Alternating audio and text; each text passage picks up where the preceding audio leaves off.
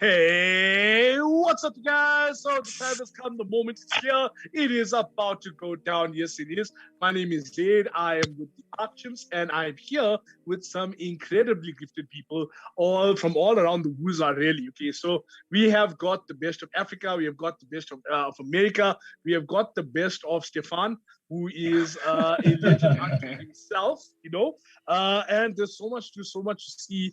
I think what we're going to do is I'm going to give you the cast. I'm going to call out everyone. They're going to say, how's it to you? Tell you what's going on. Right off the bat, when it gets something clear across the board over here is that we are giving away a Hot Toys figure tonight, and we are going to tell you exactly how you can win that momentarily, because I haven't quite worked that out just yet. But we're going to get to that. We're going to get to that. Right now, though, say hello to my boy Mike Rooth. Mike, how you doing?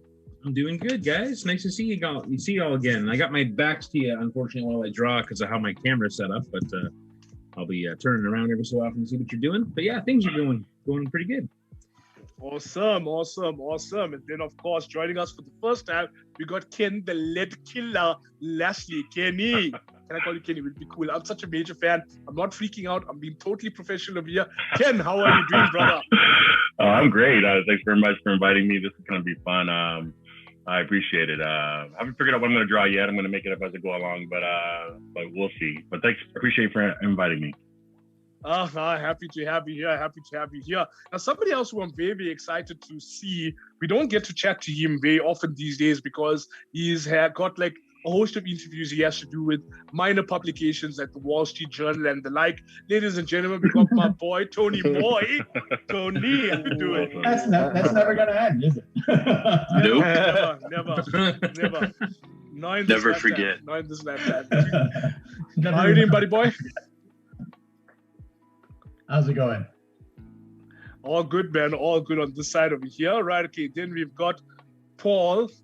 We got Paul Limgenco of the house Limgenco. I said that right this time. Been practicing the whole month. Paulie boy, how you doing, my man?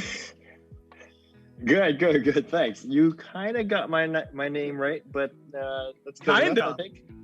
Kinda. Yeah. I did like the phonics and everything. I wrote it out and everything. I practiced. I woke up. I centered myself. Okay, how do you say it? Help me out here. The G is like an H, so it's Limgenco. But I don't expect you to know that, so you're forgiven. I'm not even confidently saying your first name, so. We'll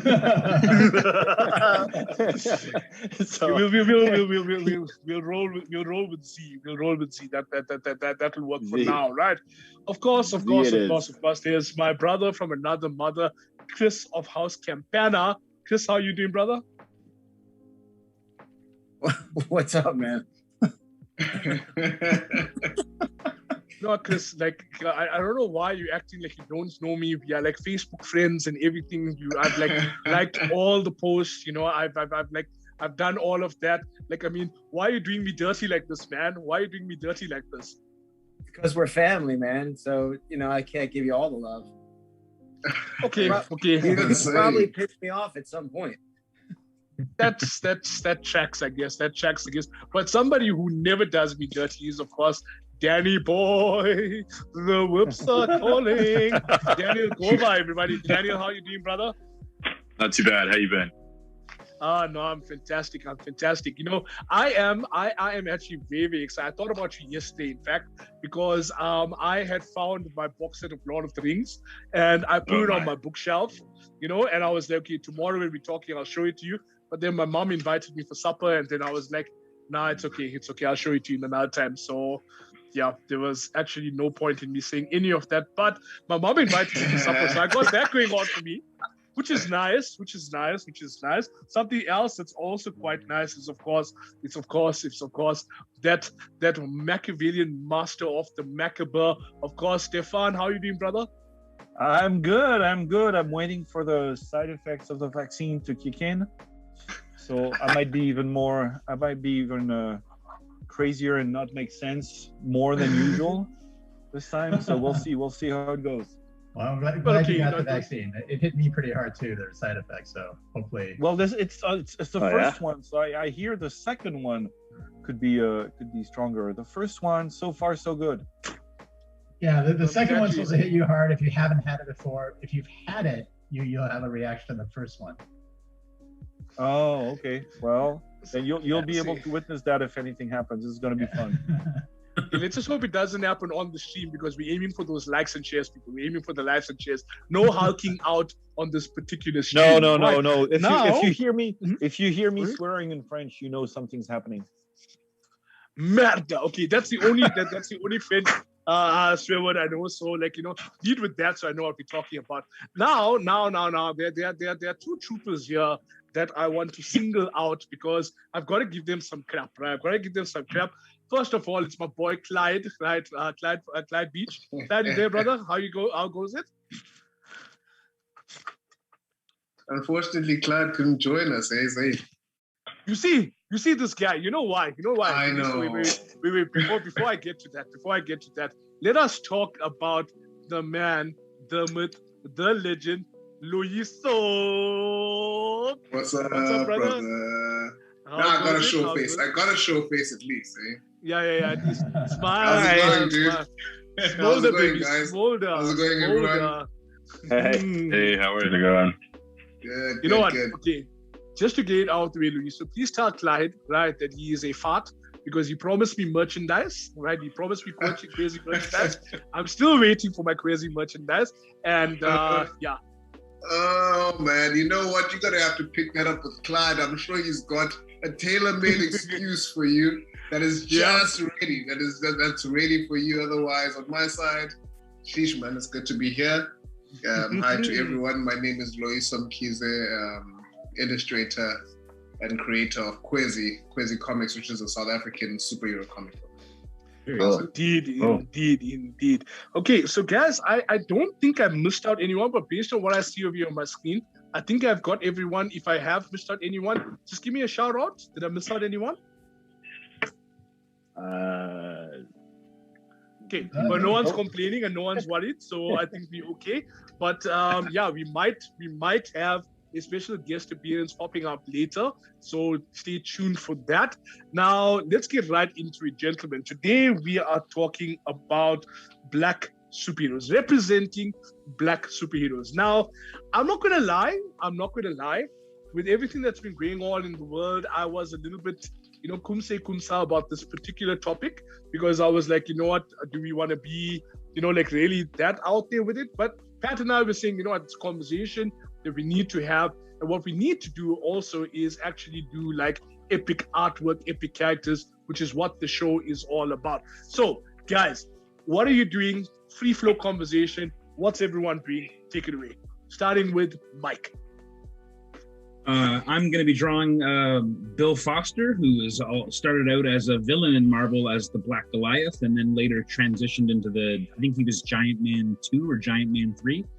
And one of the first comics I ever read was Marvel 2-in-1, one of the earlier issues of Marvel 2-in-1, where Ben and Bill Foster are kind of teaming up and they're fighting Nuclo, and Nuclo actually injures Bill Foster and exposes him to all kinds of radiation, and it actually ends up being the death of Bill Foster. So it was kind of weird to be a little kid and read about a superhero who's passing away from the horrible radiation exposure from a supervillain.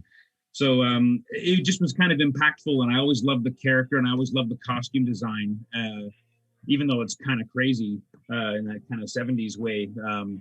Yeah, I just always loved the character, and I kind of feel like he got wasted a little bit in the Marvel in the MCU. I thought he was brilliantly cast, but I would have liked to have seen him in action. I like that they kind of hinted at the time when he was in action. So yeah, I just always loved the character. So he's who I'm drawing today. I love it. Who else wants to share with us? What's everyone working on? I'm doing John Stewart, Green Lantern. Oh yeah. Oh yeah. He was always my favorite Green Lantern of all of them. I was like, he's the one. For sure. I was hoping they would bring him in the movie like that. You know, that would have been cool. Yeah. You know what? Okay, wait. I might have enjoyed it more. See, I knew that was coming. I knew that was coming. You take that back. You take that back. You take that back. I'm not going to lie. The Snyder Cut was a spiritual experience. It moved me. It did indeed. And yeah, no, you're cutting me deep there. What's Tony? You had a movement? Tony, what you doing? I ate a lot of snacks while I was watching. So yes, you could say that I had a movement in the fourth movement.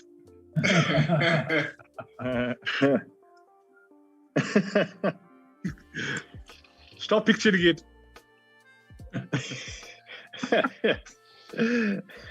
You're painting a picture. Inception, people, Inception. Okay. Tony, you want to tell us what you're working on there? Yeah. I am doing Asgardian Storm. Nice.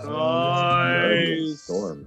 Yeah. Good one. Good call. I remember when I finally got into comics and I started collecting all the back issues and going further back. I remember one of the things that I really like the artist Art Adams, and I always loved his stuff. So I started getting his stuff and looking for his back issues. And when I came across that Asgardian supersized annual, I think it was, I was just like, whoa, this is superheroes and mythology. Loved it. So how we do what we do over here. I mean, it's going to be an interesting thing that we're going to see over here now because, like, I mean, they are okay, Tony, I'm going to throw a challenge at you, right? Are you up for a challenge? Me? Yeah, are you up for a challenge? Don't challenge me. You should tell me the challenge first, and then I'll tell you if I'm up to it. Okay. Tell you what, right? I want you to incorporate, right, when you're doing this now, as Guardian Storm, I want you to incorporate in the Bele beads. The Bele beads? The Bele beads. Am I supposed to look that? I might need to look that one. What? Yeah, you gotta look that one up. Okay. That's easy to find that one, Tony, you should say, provided you purchase a piece from me. Yeah. Oh yes. There you go. So for one Bitcoin.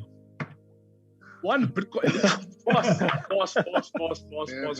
I only found out what non-fungible tokens were the other day, and you know, like, I mean, you're out here talking about Bitcoin and stuff there. Oh, by the way, guys, to our fans watching out there, critical, just remember that all the artwork that you see over here is actually going to be available for sale. And what we're going to do is we will pop links to each and every one of the artists' respective socials here, so you can reach out to them and you can actually score incredible art, right? So that's something that we're doing. It's an initiative with Artchimp. We want the funds to go where it belongs, and that is into more supplies for the respective artists. So show your love, show your support, and also if you haven't already, be sure to like, share, subscribe, follow, do all of that crazy stuff, because that would be so well. Real quick though, I just want to say how's it from some people over here. So guys, we got lots of love coming through from the chat over here. I'm seeing Psychedillo, I'm seeing Rooth, I'm seeing Nabil Ismail, I'm seeing Awali Comics, I'm seeing Jack's Cosplay, Alan Boa, there are a whole lot of people there. So at this point, if you guys could just send some love and shout outs, if you just randomly to folk, that would be so well. Thanks for Love and shout helping, outs, guys, everyone out there. Yeah. Much love. Thanks. Yeah. That worked. Okay. That worked. So Ken, real quick right Yeah. now. Now you've seen like how we take the Mickey out of each other over here. So Yeah. I have to ask, right? How often do you do Barry White impressions? Because that is some serious huskiness you got going on there. Not very often, but thanks for sharing. I appreciate that though. No. Like seriously, my man. We should start a band. It could work. I'll do the high notes. You do the low notes. I got you. Well, it's one of those things where I coach football and it works for me in that way. So I tell these kids, hey, move this way, move that way. They get going. So they have no idea. Oh yeah. I use it. Well, okay, but Ken, while I have you over there, and I've caught you in the trap. What are you working on at the moment? Talk us through it. I'm gonna do a classic Black Panther. Ah, yes, man. But I'm gonna add some stuff to it though. I'm gonna do my regular thing. Black Panther, you can't go wrong. Nope. Nah. Do your thing. So no Ndebele beats for you there. Sorry. I don't know what that means, but it sounds interesting. Loyiso, won't you be a lamb and please talk our friends through what Ndebele beads are? Wow, well that's a segue. Yeah, man. So Ndebele beads are they are a cultural item, fresh from South Africa. So one of the indigenous cultures in South Africa, the indigenous people are the Ndebele people, and they are infamous for their grand aesthetic. And I'll say grand aesthetic because very bold colors, very single tone colors within spaces, and that is so the aesthetic colors their houses, their colors their clothing, and more especially their beadwork, which covers the neck, beadwork that covers the head as well, beadwork that comes down the ears. So it's a whole plethora of beadwork based art pieces or jewelry pieces. So when you hear Ndebele pieces, so when you hear Ndebele patterns or beads, you think, primary colors, very bright, very in your face, South African aesthetic. Wow. Yeah. Isn't that part of the designs of in the Wakanda, in the Black Panther movie, the Wakandan queen, his mother, doesn't she? No. It's easy to make those mistakes, but this style is particularly it's very specific. I'm looking at pictures right now on the. How do you spell it? Yeah. Ndebele. MD. N for nostril. Ndebele. And you're gonna say it with stride like Ndebele. Loyiso, we should. I might as well just plug one of an South African treasure, Esther Mahlangu, who's now Dr. Esther Mahlangu, and she's a Ndebele artist. So her art is primarily focused on showcasing the Ndebele aesthetic that I was speaking about earlier on, and I mean she's been in a heck of a load of campaigns around South Africa and globally, so be sure when you check out Ndebele art or jewelry, make sure you check out Esther Mahlangu. I'll probably type that down. Yeah, I see her pictures now. That's gorgeous, man. You see the BMW that she painted entirely in Ndebele print. So she's a huge figure in South Africa.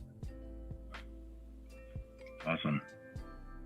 Anyway, that's that.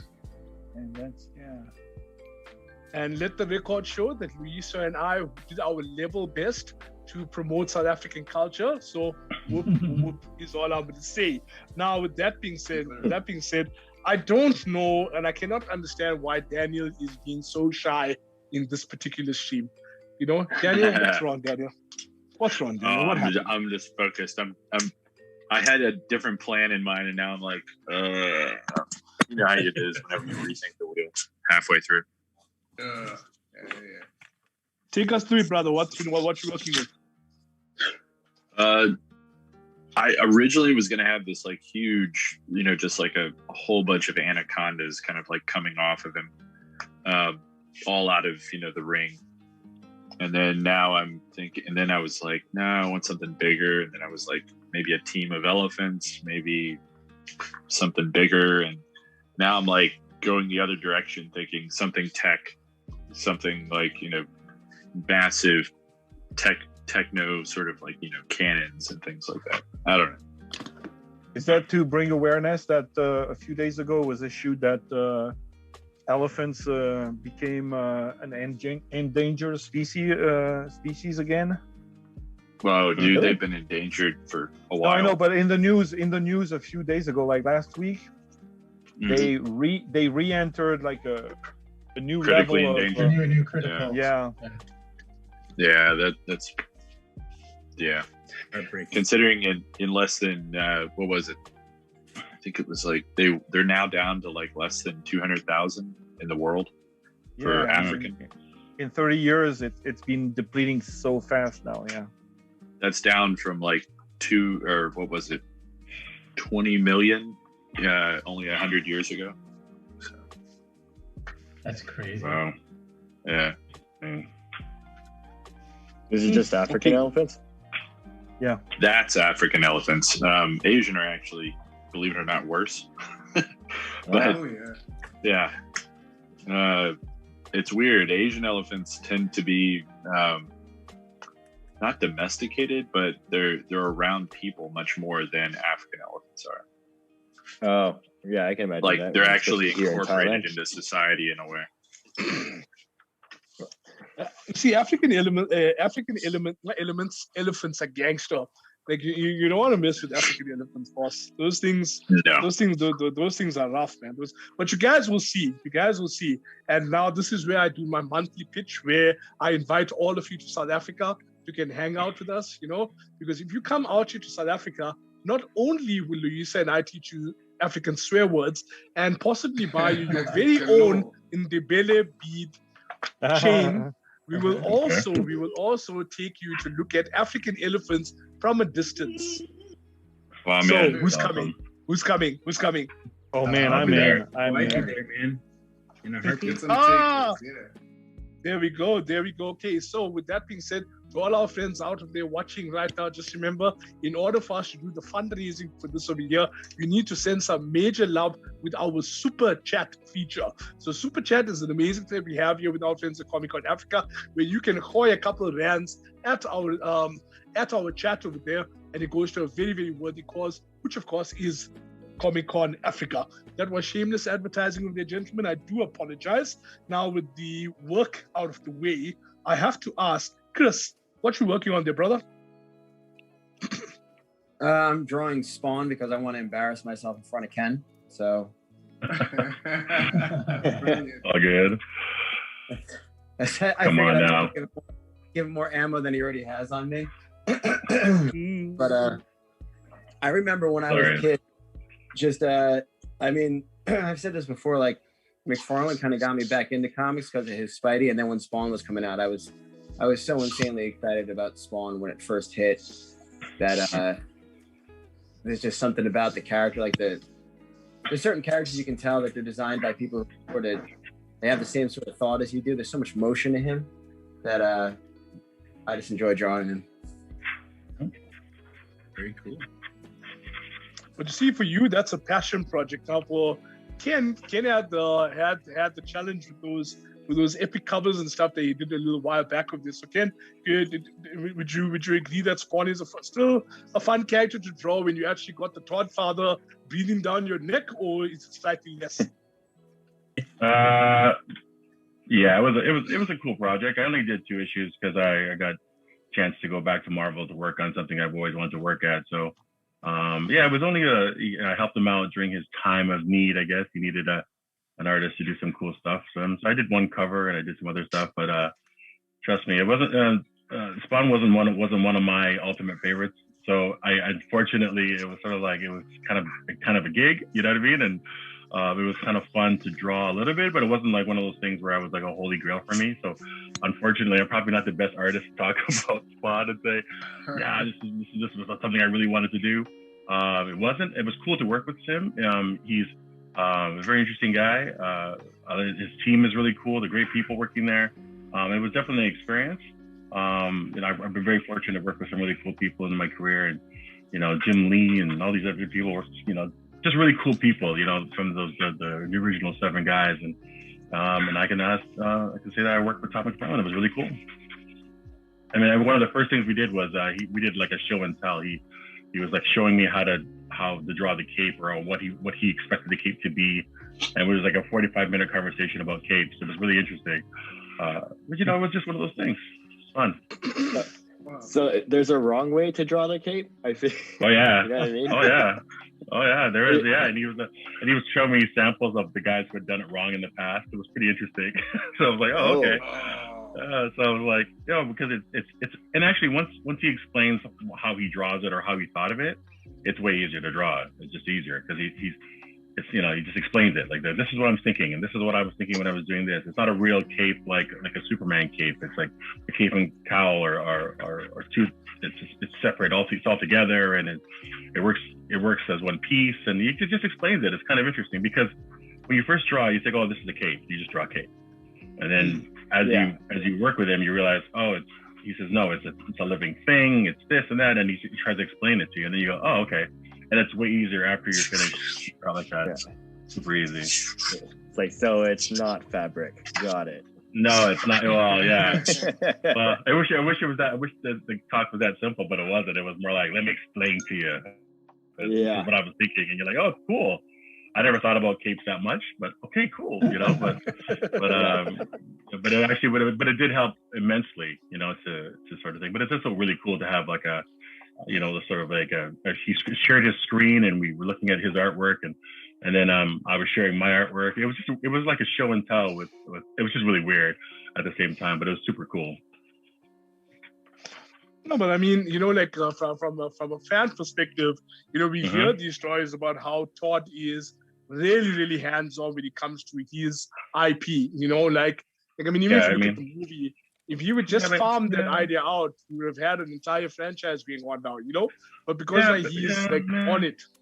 But there's a reason. I mean, like after you talk to him and after he explains it to you, after you talk to anybody who's passionate about their stuff, I totally get why he's like that. I mean, I'm like that too with my own stuff, and even when I'm working on, like I have the guy who colors all my work, Juan Fernandez. Like I ain't gonna lie to you, like it's like I art direct all my covers. Usually, he sends me it's almost halfway done, and I go, I was thinking this color, I was thinking this, and then even when he's finished, I go, like the Spider-Man cover I just finished, Nonstop Spider-Man. There was like 5 different backgrounds because I was like, oh, this is what I was thinking, and he did something, and it was cool, but part of me was like, I was thinking this, and this is what I was thinking, and he's like, okay, and then he did like 6 passes, and sometimes I hate doing that because I feel bad because it's, we're all trying to get things done. But if I have a vision in mind of how I want them to look, I like to tell everyone, hey, this is what I was thinking. And I wouldn't do that for years. For years, I would just say, no, we're all professionals here. They don't have time to go back and redo things. Like, who has time for that? But as I got older, I realized, well, if I have a vision, I should at least tell them what the vision is, right? So, I mean, this is Todd's child, his baby, he's made, he's done whatever everyone dreams to do. So if he's going to say, this is what I think for his own project, then so be it, right? And I think that's what we all aspire to be. And I think it's cool. And it's very interesting working with someone like that. Like most people are saying, oh, I get it done by Tuesday. Like this guy, his scripts are so cool because they're like, cool shot. And he even put stuff like, this is something you're going to sell for $1,000. Like it's like one of these things. He says that it's hilarious because when do you ever get a script where it says, this is going to be the money shot. This is going to be a page you're going to sell for a hunk of change, right? Because he knows, like he's like, this is the page, right? So, and I've never had a script where it's like, great big shot, crazy fight, draw whatever you want here. And you're like, that's awesome. Yeah, that's a lot of trust. Well, I figured, based on, it was an honor because there's so many people of great stature that have drawn Spawn, and in a lot of ways, Todd is like, he's picked some great people, right? So, Greg Capullo and there's some great names who have drawn it. So for me to enter into that, it was kind of cool. And also I wasn't going to be the regular guy. I was just going to helping them out because they asked me to do some other projects. I'm a toy guy. I designed for Hasbro toys and that kind of stuff. So they really approached me about doing toy work. So then they was like, oh, Ken, can you help us with some comic book stuff? And I was like, sure. And then that turned into, hey, can you do a couple issues? And I was like, oh, okay. And then that's what it turned into. So I was never really supposed to be like the regular guy, right? Although the ad said I was regular artist, it was never really supposed to be that. But that's kind of how it works. And then when I did my time, he had a very nice, I think he was kind of like maybe saying maybe if I want to do more, but I got a really good job. I'm working on a really big job now at Marvel that hasn't been announced yet. but it's a lot of fun to work on that. So. Ooh, scandalous. Okay, so guys, you heard it here first. Scandalous? What are you talking about? What? And side note, I sent the cover to Juan, and I was more nervous sending that cover to Juan than anything because he colors so many insane artists that I've bothered him like every day, and I think he's just ignoring me now. He's in Puerto Rico, so it's the power is spotty. So don't take offense to it. That's just the way it is. Ooh-wee. So guys, real quick, just to handle some admin over here. I'd love for everyone to send some love to Nabil Ismail, who's just done a super chat over here. We're talking about a whole $100 at the chat over here. So shout out to Nabil, and also a shout out to Anika. Anika, thank you so much. And what she's saying is, thanks for putting this together, guys. It's a blast. Alan Bauer having a blast as well. And of course, we've got our boy over here, Dwayne Favre, who says thanks for sharing art. The guys, just a reminder, once again, you want to show love, you want to show support to all. Sorry, guys. I'm busy selling artwork here. Wait. Let me finish selling the artwork. Okay, now I'm going to start again. So guys, if you want to show some love and support to all of our incredible artists over here, what you want to do is after the stream, follow their respective links, go to their respective socials, and you can actually buy this artwork. Everything that you're seeing on screen now, all of it is available for sale, and we will help them ship it internationally to you here in South Africa. So something you want to get in on super soon. Own incredible original art. This is the way, people. This is the way. Now then, right? Who wants? Okay, so we are looking at whose work are we looking at the moment? Whose screen is this? Is this Tony? That's mine. That's amazing, dude. Stefan, dude. Nice. Okay, no, so can I dig your brain just for a second, right? Mm-hmm. Now, in your mind's eye, are you seeing, like, do you think in terms of the highlights or in terms of the shadows, or do you, or is it all just happening as it goes over there? How does your process work? Well, that's a very good question, because the thing is, it's all about, and it goes also for digital artwork. It's all about shading. The minute you figure out the shading, you're gonna bring the light, no matter what. When you draw and when you ink with like the basic tools of comic books. Let me just do a quick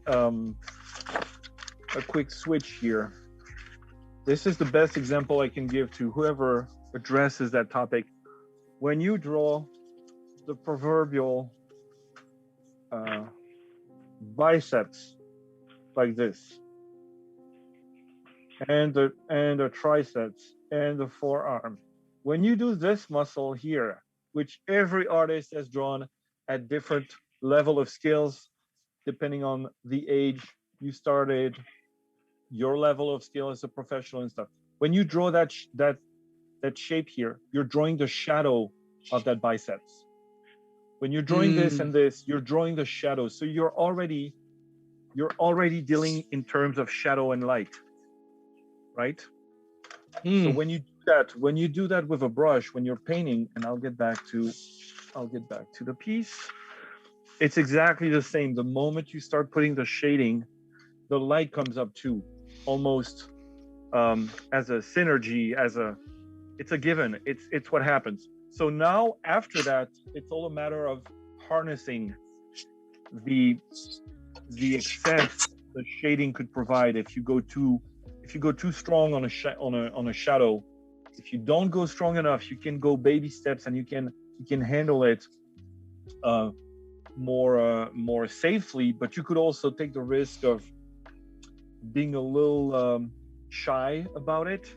So sometimes you're gonna make the big jump in the big pool, and you can always fix it. We were talking about this the other day with Daniel. You can always erase the water. You can always come back and fix a few things.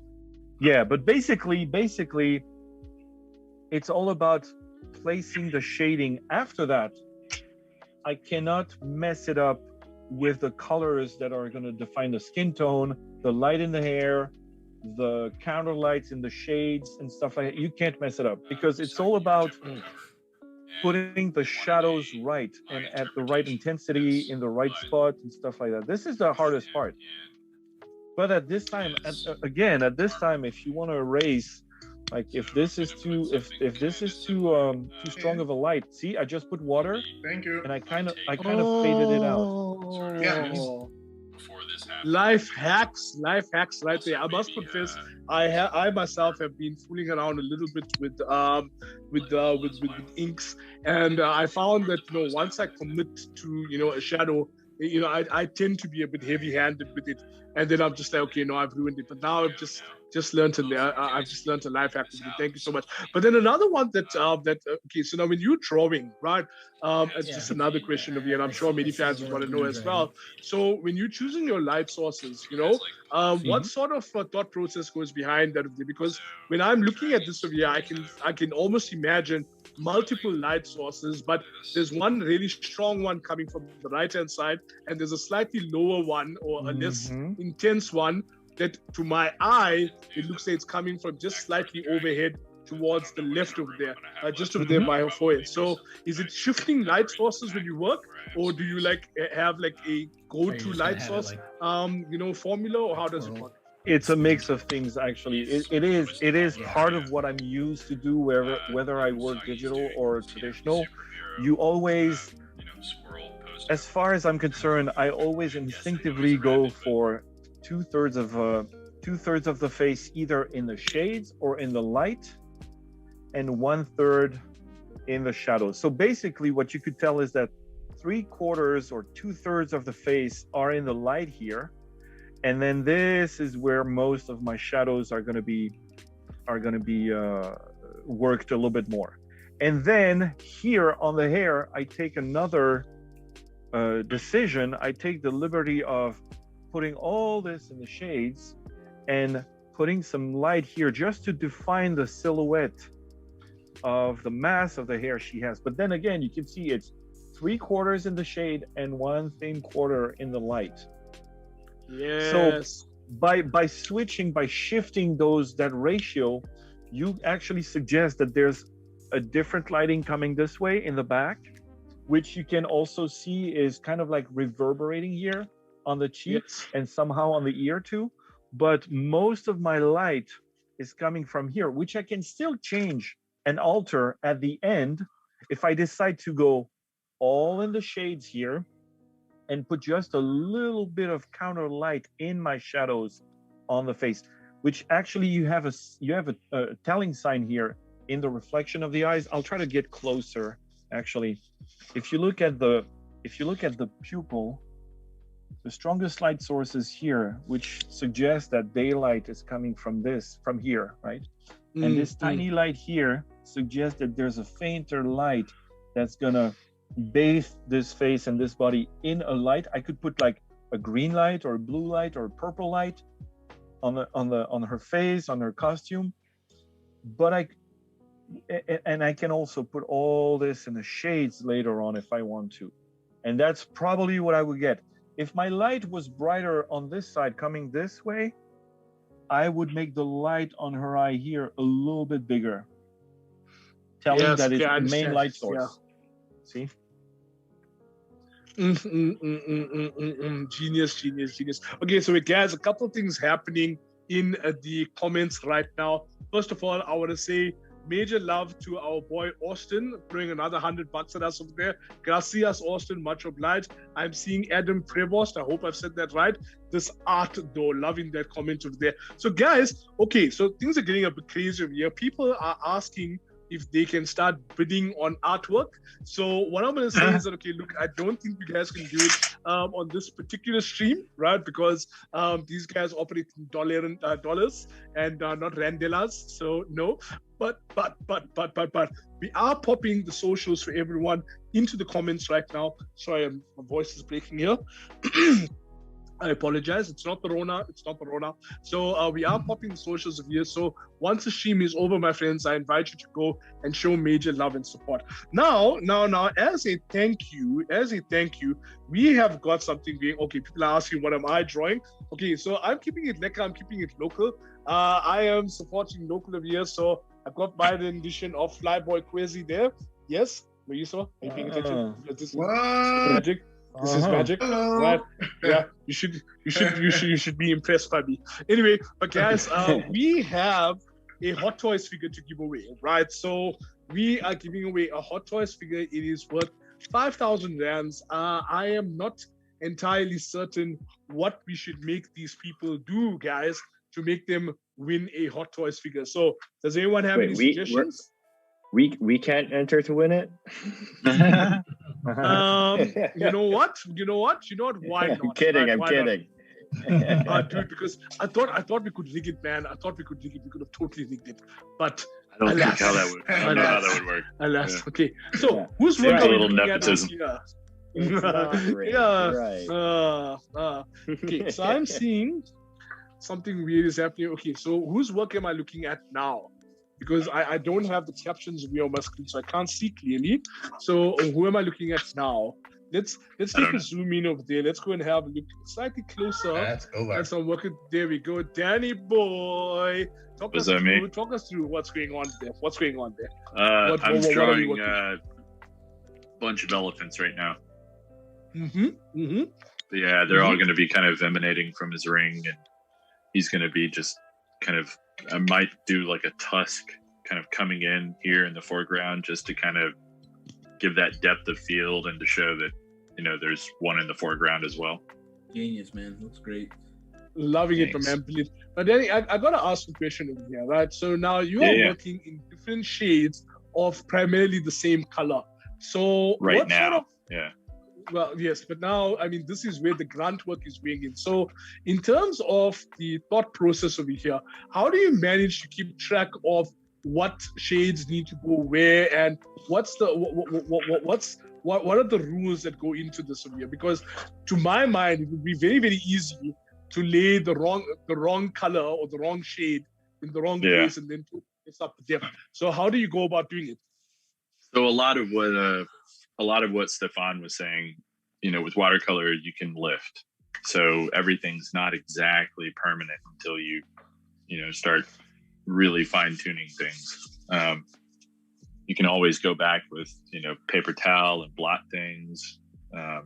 Right now, I'm trying to keep the cooler tones, the cooler greens into the background. The glowing part I'm only using 2 or 3 different values or 2 or 3 different greens in particular for the glowing elephants.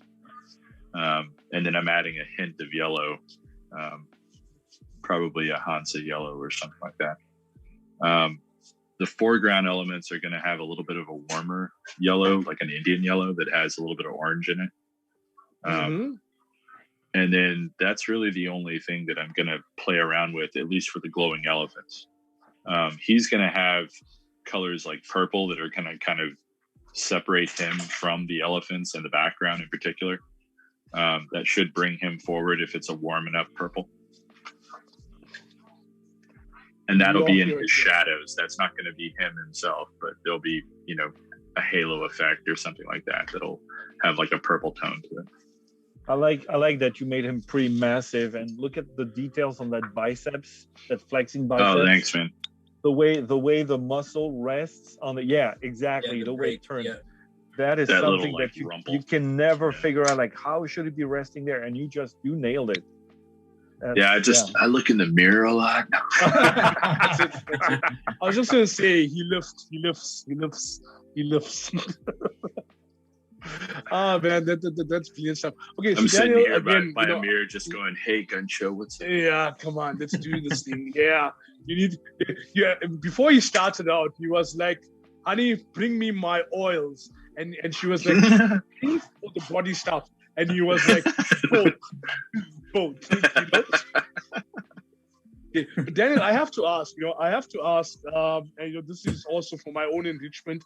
I struggle when it comes to creating a glow effect. I honestly don't know the methodology in it. So would you be in a position just for the absolute novice, just the beginner's guide to how to fake a glow, as it were? Would you be comfortable? Negative space. It's basically mostly about negative space and juxtaposition. So if you put it next to something darker to create that glow effect,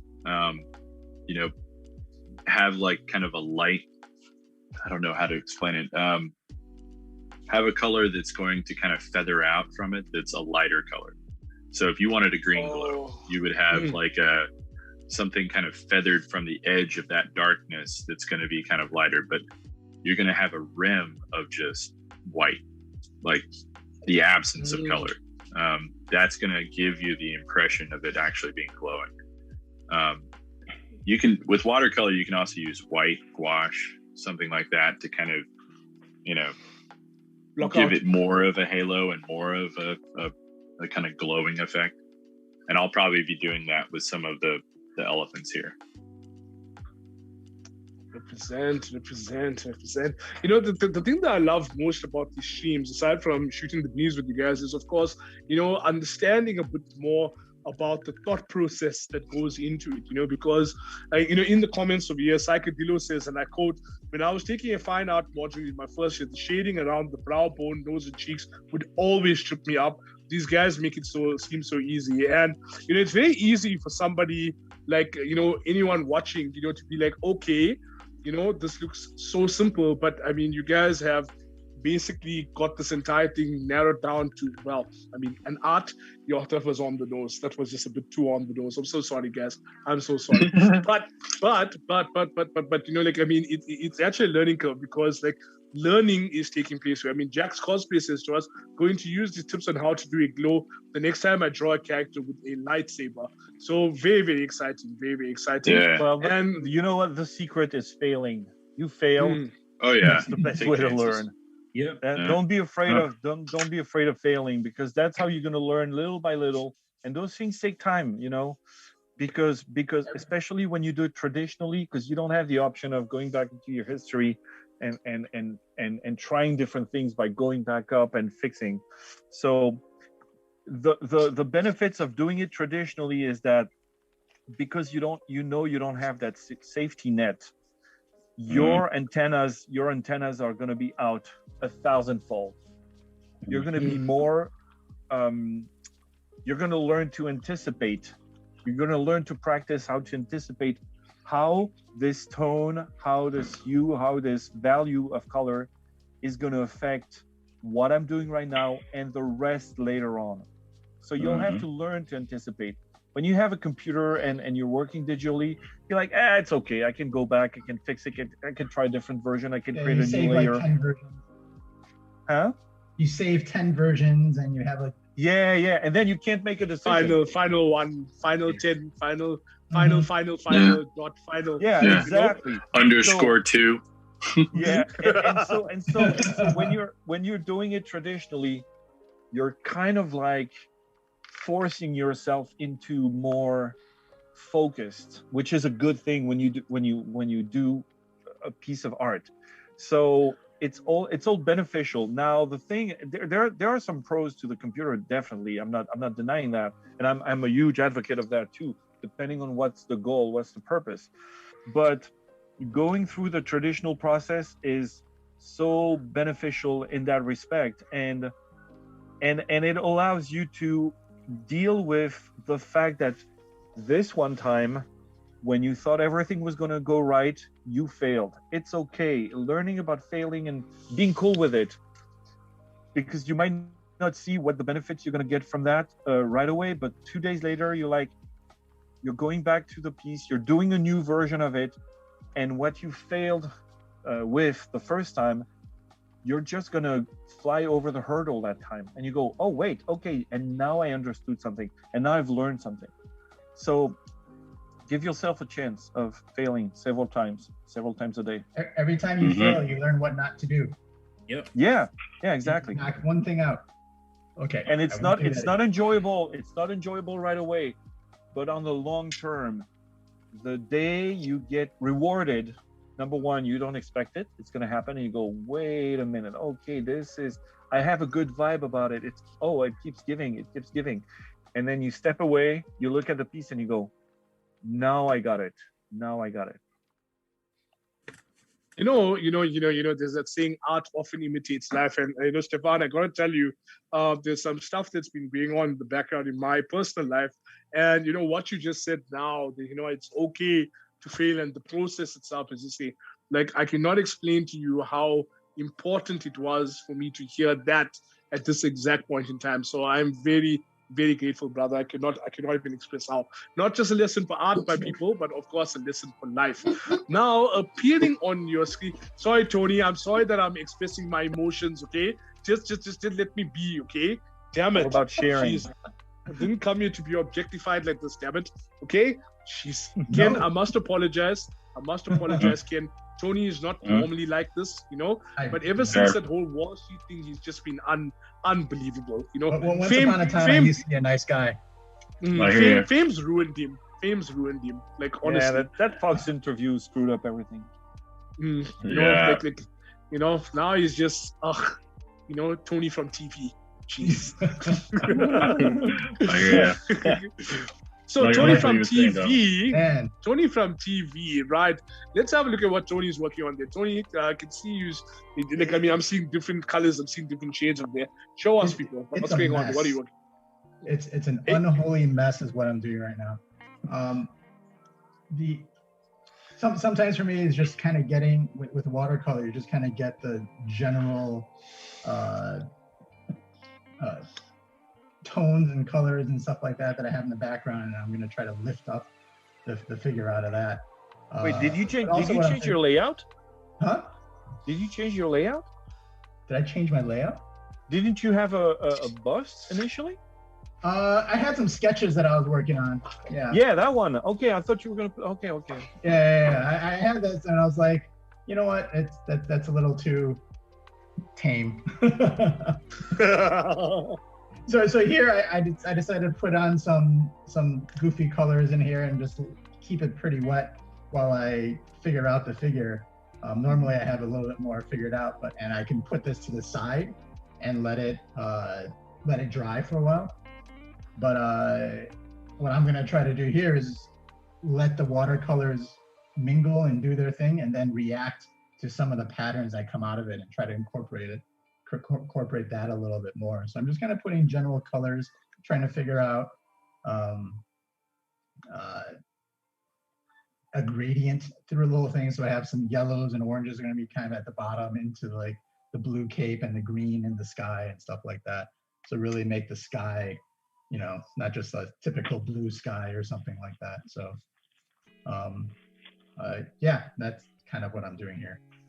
So no, but what do you prefer? A holy mess. Sorry. Do you prefer cold press, hot press, rough?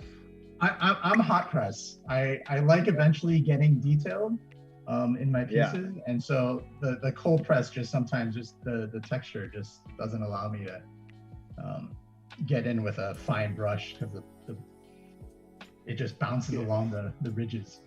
Yeah. I'm the same way. Basically skimming across. Yeah. For the benefit of the uninitiated, could you guys just explain for us hot press, cold press? What are we talking about? I know it's paper, but what explain it to us? No, it's freshly squeezed orange juice. It's pretty easy. Actually, it's pulp or no pulp. Yeah, pulp. Yeah, that's right. Very nice. It refers to the smoothness of the paper.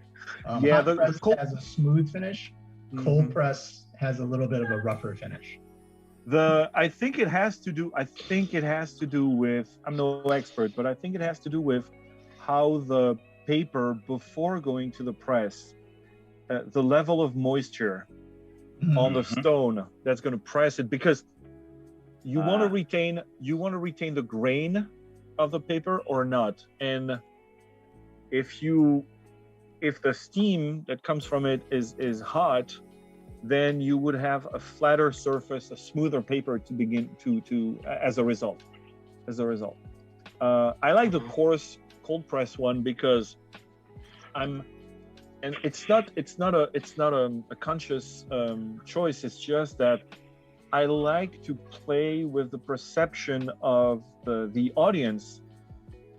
If you use a coarse paper and you are forced into not being able to do as many details as you want, it doesn't really matter, depending on the purpose of the piece eventually, but it doesn't really matter because the brain of the audience will meet you halfway there. Yeah. If you do a little bit of the details, but the specifics of the paper you're using prevent you from adding too much detail, it's okay, because the viewer, the brain that's looking at it through the process of the eye will do the math.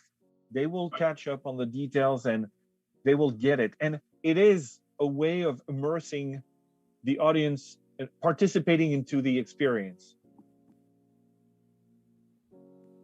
Has that been your experience, Tony? I do.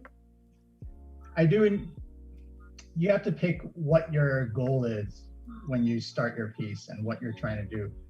I have a cold press like sketchbook, and I have some cold press paper that I use more when I do like landscapes or when I do more gestural things. And you have to have a idea of where you're going, a direction. You don't have to know the specifics of it, but it does affect how you approach the last 25-30% of a piece. As Stefan was kind of saying, like how much you want to leave open to the imagination of the audience, and how much as an artist you want to control that perception, right? And focus it around. So it does. I do enjoy it. It depends on what I'm going for and what my aim is. It's great for portraits or loose hair and stuff like that. It's always fun to do that kind of stuff. What's amazing about Tony's way of, like, and it's a perfect example on the one he's doing right now, but that's not the first time. It's every time he does it. What he was telling earlier about how he lets the color dictate where the piece is going to go for a while. I've never seen anybody do it in such a brilliant way, where it leaves room for even just for himself, not just for the person who's watching the art being made, but it leaves such a big opening to interpretation. Like he might go with an idea, and he's got his safety net with the pencils that he loosely put underneath. Yeah. But he might let himself be surprised with how the color is reacting and say, you know what, I'm going to go with this. Mm-hmm. And he manages to harness / not harness that effect the longest in his process. That is just, it's amazing to see it happening. I'm even though I'm using that coarse paper and I'm kind of like loose on the details, I'm pretty anal about where I want to go. And his work is more like, you know what, I'm gonna let it go where it wants to go. I'm still in charge, and I'm okay because I know I'm still in charge. And it's amazing. It's mind-blowing. Because at the end of the day, when the piece is done, you can see that raw energy that came all the way to the shore, and he retained 80-90% of it all the way to the end. It's amazing. I love it. Tony's busy blushing there. It's tough receiving compliments sometimes, and it's even tougher when it comes from someone you absolutely respect from an artistic, and personal level as well. So thank you. I'll just leave it there before I blush. Get a room, guys. I know. Hey, there's a reason. There's a reason why I was so eager to get my vaccine. Yes, I know. We can come and visit soon. Let's do it. Oh my word. You guys are killing me. You guys call it plein air painting, but yeah. So before we turn our attention, sorry, Jen. So before we turn, okay, good. I see Paul's on screen. Paul, that you? Oh yeah. It might be. Okay, so. Bro, okay, while we get Paul's stuff on screen, I have a couple questions coming over here, Guys, feel free, anyone coming to answer, right? First question over here coming from our boy Jax, right? Jax Cosplay. What are your favorite art mediums to work with? Okay, so I'm going to bounce that one slightly to the end. And what I'd ask is when everyone's discussing their pieces, just do a touch on, what your art materials are, right? Let's move to the next one. Okay. Let me tell you what all the questions are, and you guys can choose to answer what, really comes out. Austin would like to know what is the longest time an artist has spent on an artwork and felt it was worth it. So anyone can come in with that. Alan Bower wants to know who were their role models when starting out and why was it Jack Kirby? I added the Jack Kirby part of them. Because, Nabil Ismail wants to know any tips on how to keep drawing a character consistently. That is where the character looks that's the a good same. one. Mm-hmm. Okay, so that's a really good one. That's one. Something that I think all of us struggle with still, like forever. Okay, so I want you to answer. address that. I want you to address that in detail for me, brother. But let me just tell you the last two questions over here. The next one is from Psycho Are there any aspects of drawing people that you struggle with? And Caleb adds on to that, mouths. I can't draw mouths. And he wants to know, is mouths the plural? Caleb, I don't know. I'm Indian. I'm not supposed to know English like that. It's not for my people. But let's talk about that, guys. Drawing a character consistently, especially now for you chaps that are doing comic work, interior work, storyboarding, and the like. Where what sort of challenges present themselves up there? Asking me or asking who else? I don't know. Generally, I'm just asking generally. And anyone who has anything to add on that particular point, please come in over here because I think that's a brilliant question. For me personally, I think it's important to make a model sheet, like a character model sheet. Mm-hmm. Anytime I start a project, that's like I try and figure out my idea of what that character should look like in different positions, and like I'll always keep that handy as kind of like an ideal. So anytime I have like a weird perspective or view and it's like, oh crap, I got to draw them like that. How do I depict them in that particular angle? You have something to reference. My background being in animation, I've drawn hundreds of model sheets and characters and stuff. And this is the way to go. You just want to avoid those hurdles later on as you're focusing on panel continuity, staging, laying out, detailing the buildings in the back and stuff. You don't want to have to struggle with that. So the sooner you establish your characters, once you're happy with the first view you had of your character, maybe it's a 3/4, maybe it's a front, maybe it's a profile, you have to extend to all the other views like 3/4 front, 3/4 back, profile of the whole body, the details of the face. And then once this is out of your system, you'll find that you spend so much time defining those different views that it'll be embedded in your mind, and it'll be easier to draw them. And then you can always go back to the drawing board and do a few more extra model sheets, like Daniel said, where if you have to do an up shot or a down shot, then you will spend maybe 20 minutes, 30 minutes figuring it out so that you can move on your pages and on your comic book project or on your illustration. But that's the way to go. You have to avoid those hurdles later on when you'll be focusing on other aspects of making a book. Yeah. That's interesting, because in North American comics, I would never make a model sheet for anything I'm working on. I just don't have the time to spend any like 45 minutes to 20 minutes, any of that kind of time making model sheets. You just got to get to it, right? So, I mean, I have probably, like, I got a cover for Star Wars like Saturday, and it's due tomorrow. Like, who has time for covers are different? Jesus. But even pencil, like, who has time? Like, you got 4 or 5 pages due in a week. Like, if I spend 45 minutes to an hour doing model sheets, it's just I could be done like a good portion of a page. So, in my history, I never have ever done a model sheet because I just don't have the time, man. So Oh, I would love to do it. I love to, but we just don't do it.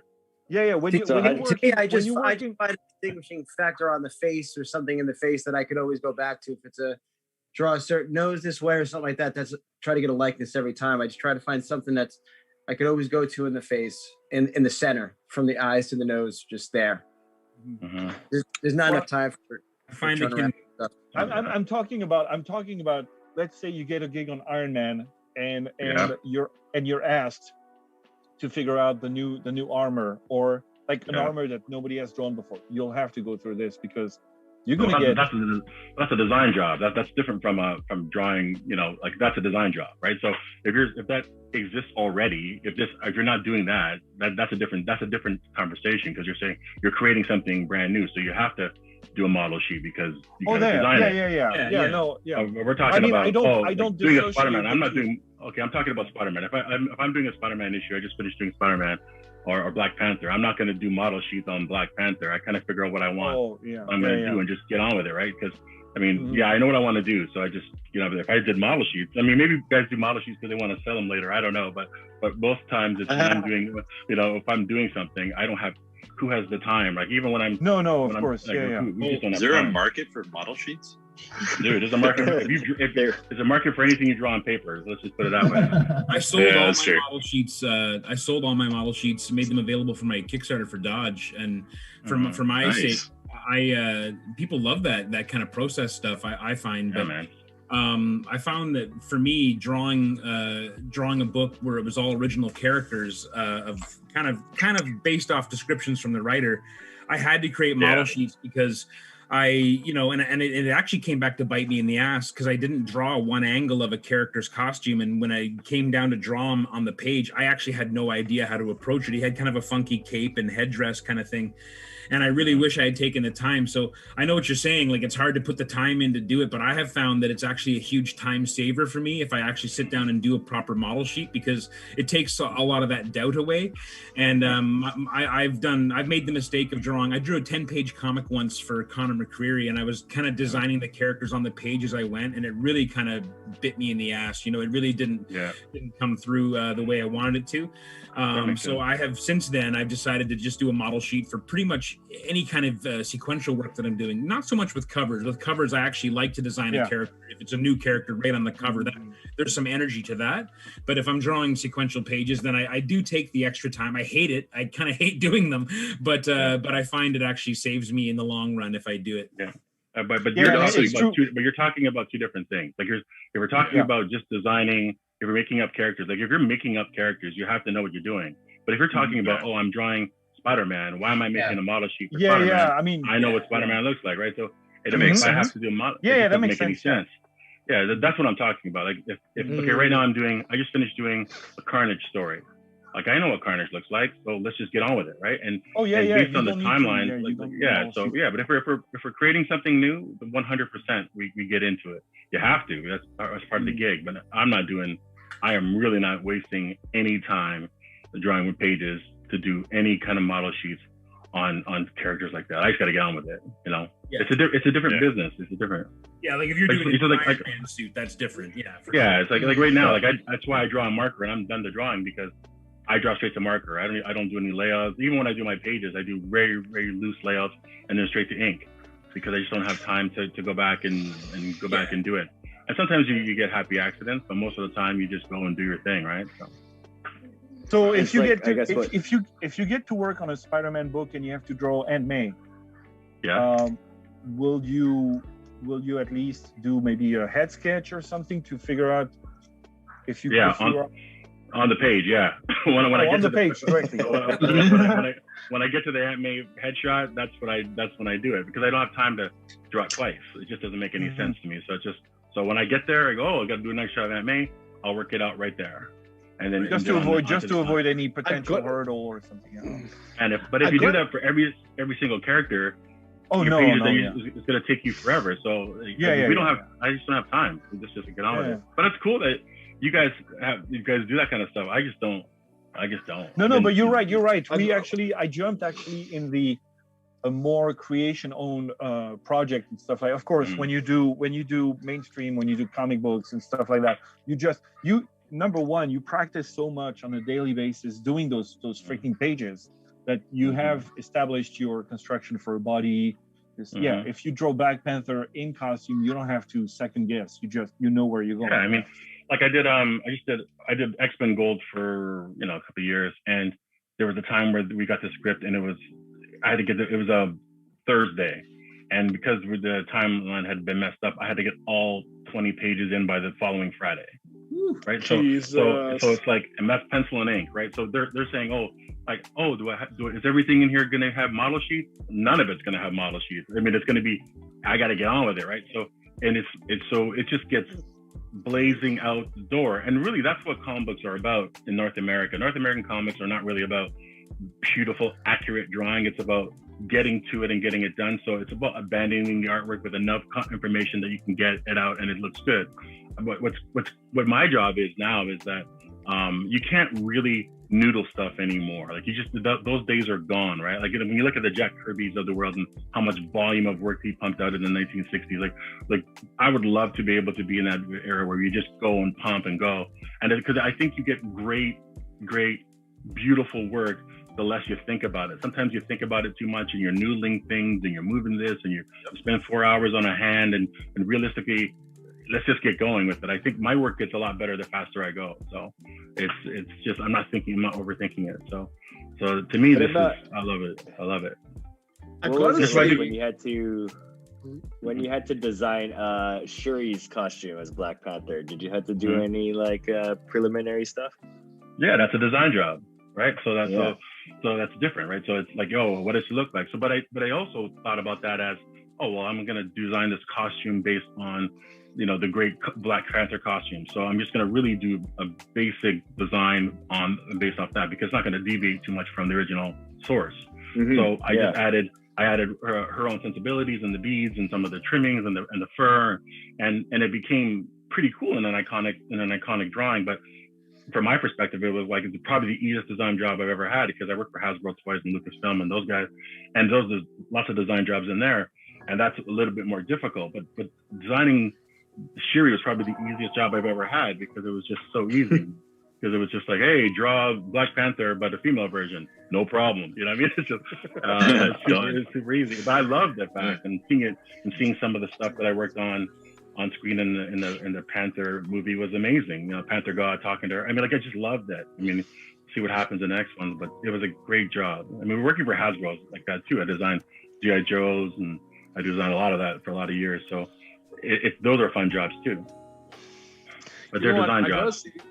I gotta say a couple of things over here, right? So first of all, you guys are killing the magic for some of us, because when we as an audience member, when you look at the stuff, it's like literally some voodoo on the page there, because oh my god, the level of consistency, but then as you guys are breaking down the different perspectives on it, I think that from somebody who's not in the industry, and just for purposes of answering Nabil's question over here, I think that Nabil, it depends on the type of project that you're working on, A, and B, also your personal style, tempered of course by your deadlines. Would that be a fair catch-all, gentlemen? Yeah. Oh, totally. Absolutely. I wish it could be that easy that we could I wish I could spend 6 weeks, 7 weeks, 8 weeks on a project. But the truth of the matter is, that's not the reality. Right? The reality is, how fast can you be within the time frame here, right? So, and that's also great though, because, when you say, I only have, 5 hours to do this thing, like you make whatever decisions you make and you get on with it. And I think that's the beauty of it. Yeah. Like even that's why I learned to draw. That's why I learned to draw in marker straight, because it's just the extra step of doing pencil line art is an hour or two that I save per page. So just doing a quick layout and gets right to it with ink, it seems like it's insane, but at the end, I'm not going to make any changes to it. So let's just get on with it. And sometimes I find happy accidents. Sometimes I go, oh, that's awful. Or sometimes I go, that's not so bad. And sometimes you hit magic, but most of the time it's trying to get it done. But that's what experience will give you. Like that's what doing it so many times over and over again and doing it so often and doing it so regular and making mistakes left and right, that eventually after 20 something years now you have a shorthand that you can rely upon, and that's what being a professional is. Love it. Okay, so guys, we've got about 40 minutes left on our stream, just so everyone has an idea of where we are. I am going to just hold up my one real quick. Okay, so Robo Robbie, you can just show them my one quickly.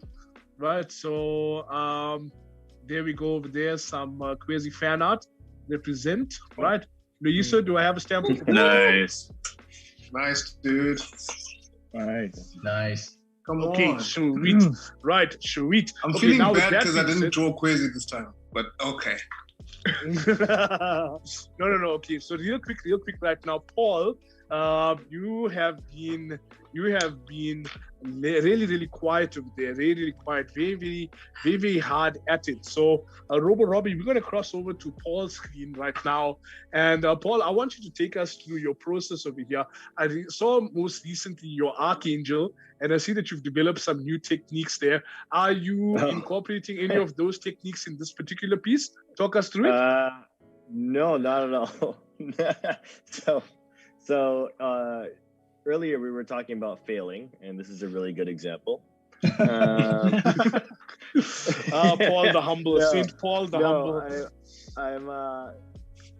So usually I use like washes of ink and whatnot. Like, so for that Archangel piece I did before, it was a lot of airbrush and like watercolor type washes and pencil crayon. But this is just pure heavy body acrylic paint that I'm painting with, and I'm just trying to just lay down some like thick paints, go directly to the color I want instead of layering, and kind of just experimenting. So I'm doing it's kind of like a scene from I don't know what episode from the HBO Spawn show, when Spawn's confronted by one of the detectives. It's been so long since I watched it, I can't remember the guy's name. Probably Sam or Twitch. Twitch. Looks yes. like Twitch. Looks like Twitch. Yeah. With the glasses. Yeah. That was a really good show. I can't remember. I don't think I was 18 when that came out, but I'm sure a lot of people weren't also. Never saw it. But what? I've never seen that the HBO Spawn. No, I never had the cable growing up, so I didn't have that. But yeah, I heard it was great. I heard it was a pretty rad. I don't know how I watched it though, because I didn't have HBO. I know I had the DVD, but yeah, I don't know. I don't know how I watched it. Pirate. I did see it. But this is like 90s. Yeah. I think it came on cartoons after that. They streamed on some cartoon services. I saw it in Canada on like Teletoon. It was late night Teletoon. Yeah, I remember that now. Yeah. Okay, that's the answer. Yeah.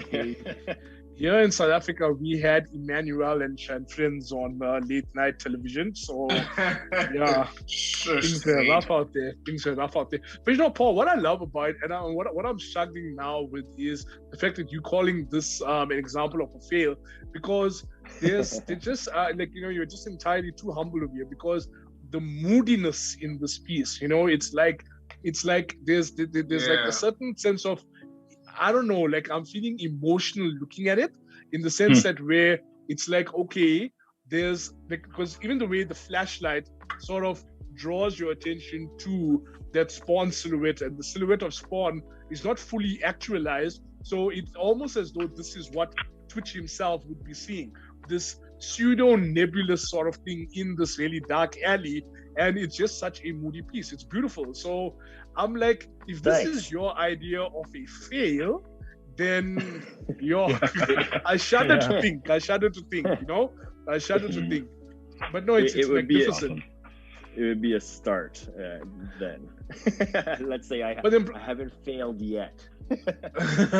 Okay, but I would also say that it's failing up. You fail multiple times in a piece. Oh yeah, and you just kind of adjust to it. Like it's not just one piece, one fail. I like when usually I do paint with layers and whatever, so it's kind of like little failures that you can correct with another layer. But you don't usually put this much shadow or anything when I paint, but I always think about doing it. Like I remember in school, one of my teachers was talking about drawing a figure in shadow and how like it goes into the light and back into the shadow and you don't see the whole figure, but you know it's there, right? It's like, for example, Spawn, you don't see his entire silhouette, but you know in your mind what his silhouette is. Same thing with any other figure. Like if you look at Sin City, it's like so much of it is in shadow, but you know, like, oh, that silhouette is this character, or that's a gun or whatever. So it's the essence of the character. Yeah. So that's what I'm trying to do more. But no, I'd say you're succeeding, my man. I'd say you're succeeding. Let's just hold it. I'd say you're succeeding. I love it. Approved. So I'm done. Good night. Your work here is done. Okay. And now, of course, the uncouth one, right? Brother Rooth. Hey. Oh, Brother Rooth. So I'm loving the dynamic colors here. I'm loving the dynamic colors, right? So now, talk us through the process over there, because I see there are some harsh shadows over there with the thing that he's hoisting. And at the back of there, you've got a very Joss Whedon-like Joss cut.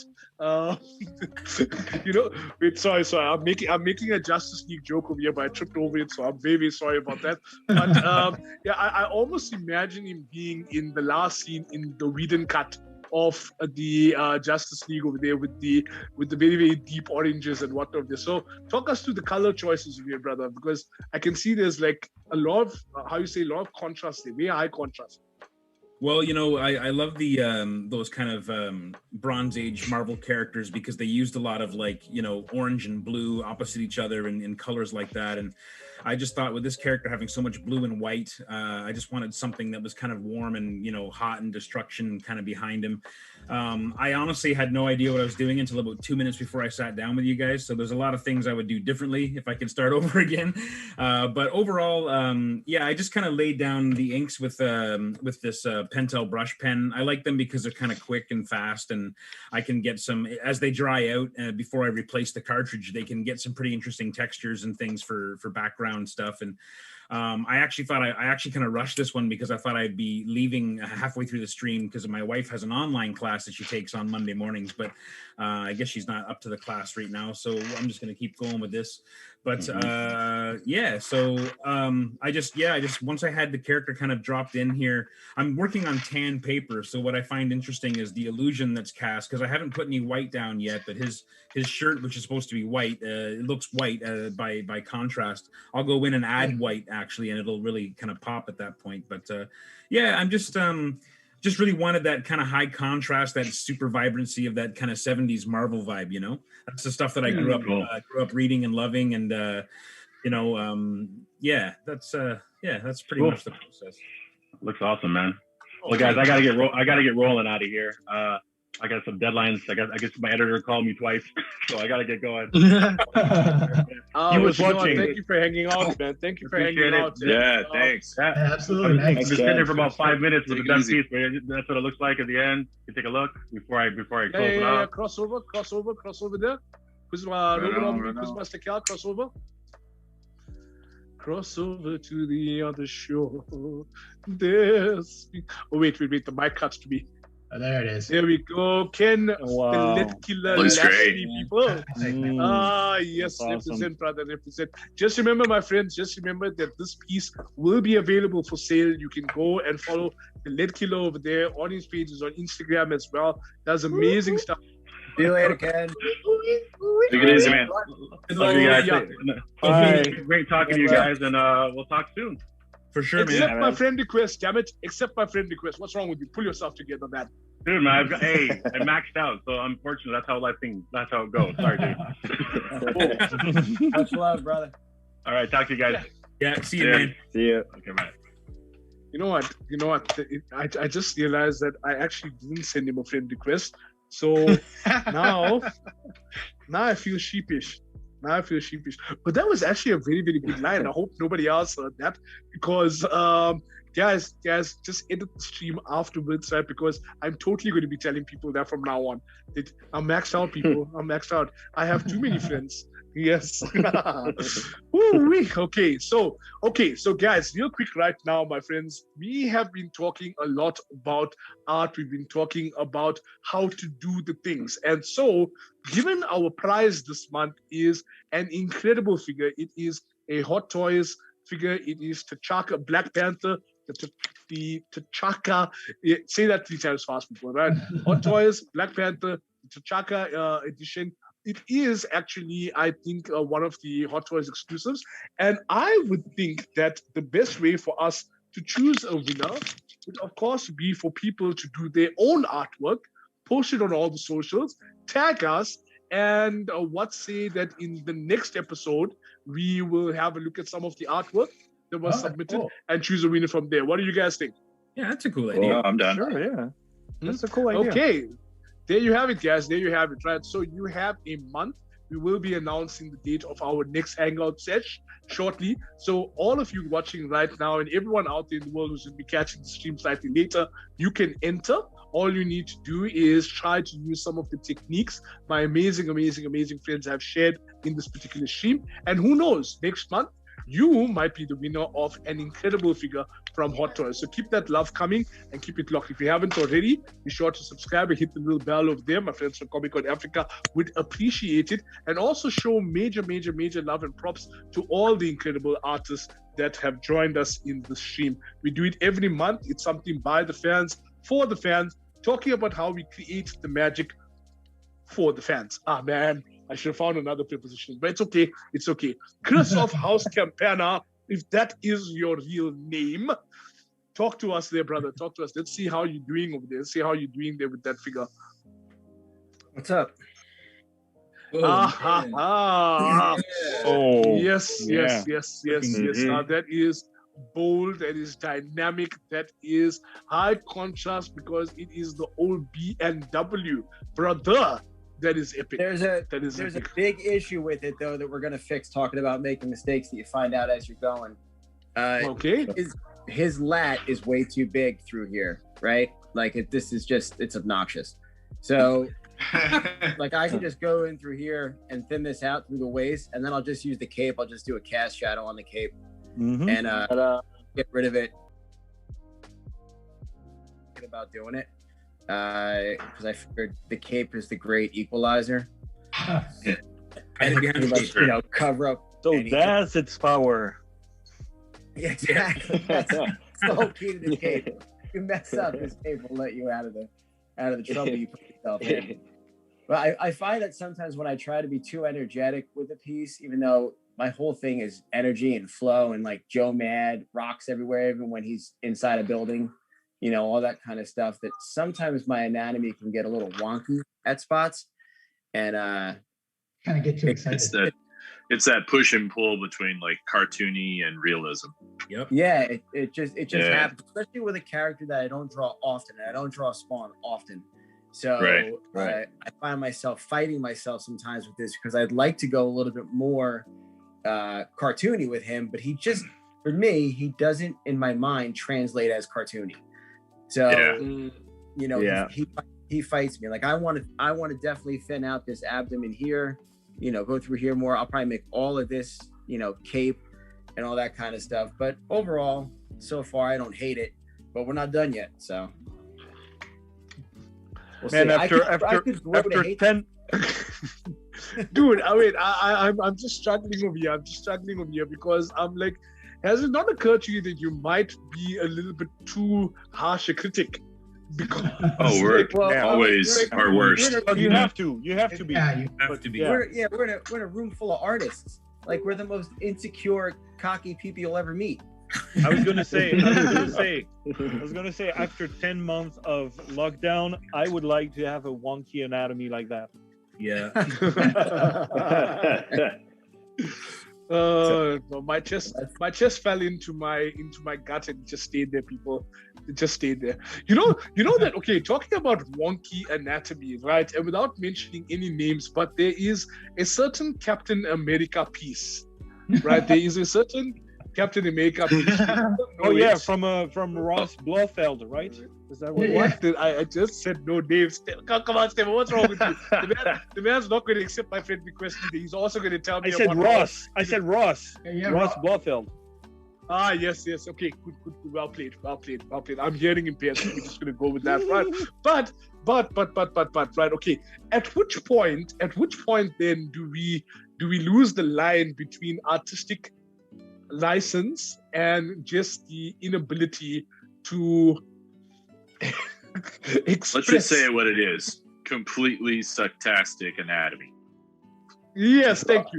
Yeah, What he said. So where's the line? Like, where do you start and where do you stop? How do we do it? You can't draw a line. You can't draw a line because it might be because at that moment in his life he was already so successful that nobody would dare say a thing. He might be in a different state of mind. He might be going through some outrageous thing. He might also have thought that he could skip a few reviews, like let it rest, go back to it later, fix it. You never know. It's constantly fluctuating and different.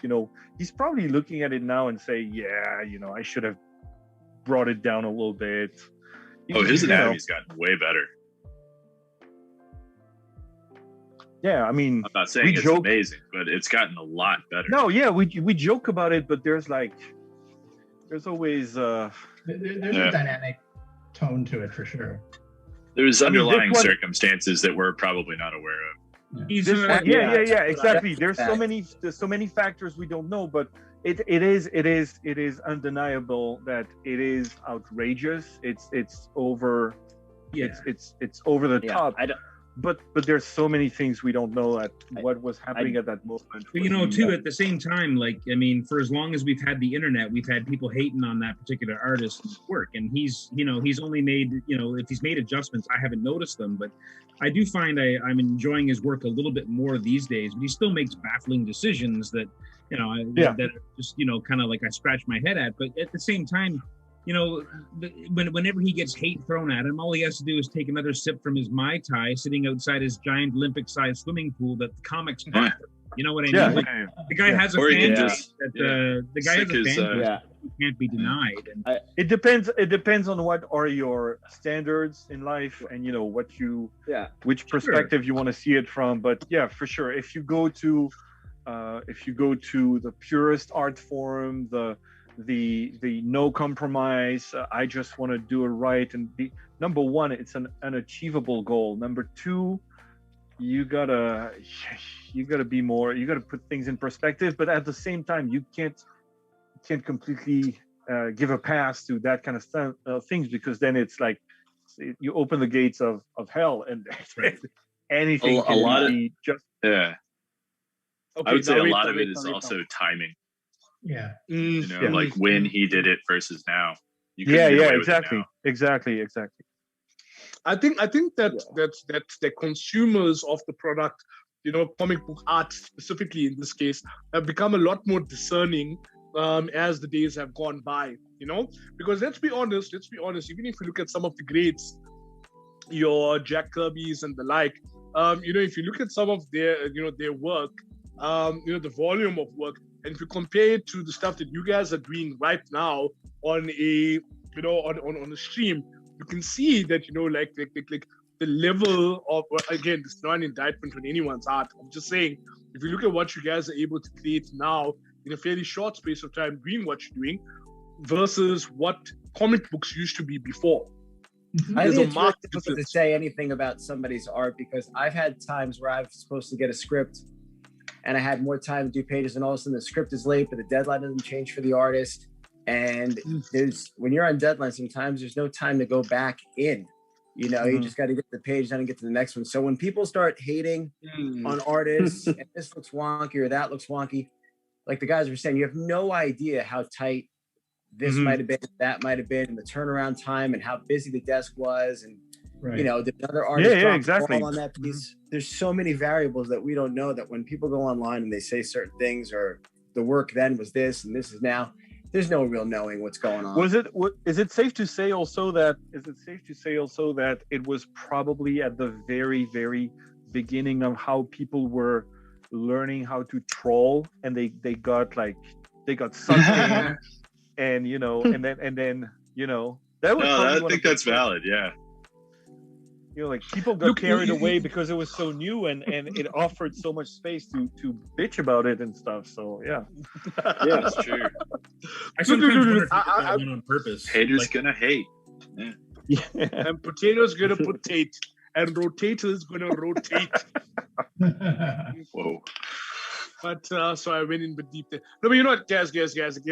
Like I say, it's not an indictment of anyone or anything. It's just, I just think it's an interesting conversation to have, because I mean, I wouldn't by any way, shape, or form, deign to call myself an artist, but I can understand the thought process that goes behind it, in the sense that you want your stuff, because your work ultimately is a testament to who you are.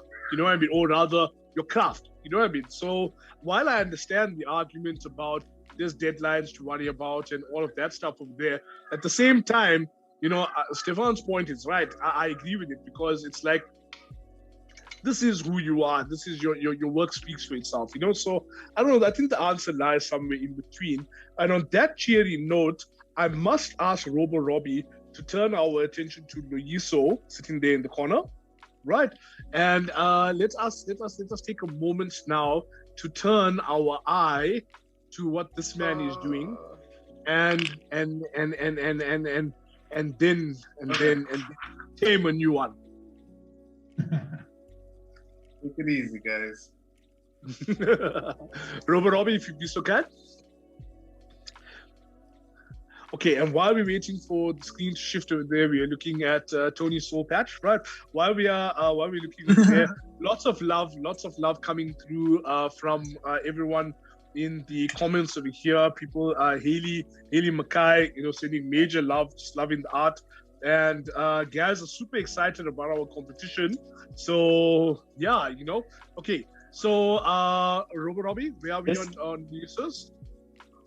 The competition is worldwide, right? Like everybody from around the world. Should we make it worldwide? We can make it worldwide. I never thought about that. Yeah, we should do that. Should we make it worldwide? Let's go to a vote.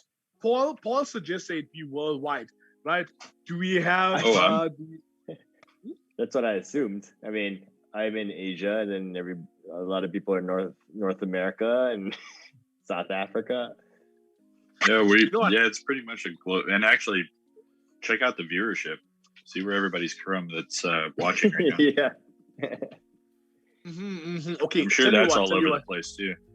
Yeah, that's very, very true. That's very, very true. And you know what? The thing is, I do know for a fact that we can actually ship worldwide as well. So you know what I'm going to do, right? I am going to take instructions from the people at Comic Con Africa about that exact one there. And now, probably a good idea. Let's have a look at that. Loyiso, that is sexy, my man. That is sexy, my man. Lots of the line work. Ooh, So not too bad. Coming there. Getting there. Looking good, man. So that's Batwing and Luke Fox. So yeah, I'm really excited to Awake and Go, especially now that Cameron Johnson is on the Batwoman. He's been acting. He's been taking on the role. So yeah, man, it's just pretty cool. The concept of it, the Iron Man of the DC universe type of vibe. So I don't know if the character's been all the way explored, but it's that mechanized suit is kind of really imposing. If you just dirty it up a bit, just give it a bit of a grunt, not too shiny, not too metallic like your typical Iron Man, but like something a lot more, used. Gotham-esque. Yeah, exactly. I love it. Okay, so wait, Loyiso, I need to ask some process questions over here, right? So I'm seeing pencils, definitely. Am I also seeing some fine point ink over there, or is the red also color pencil? As color pencil as well. So that'll be my second take on the drawing. So I'll obviously go with a very light pencil, like a 2H, like that, just to construct the character from head to bust, the entire bust.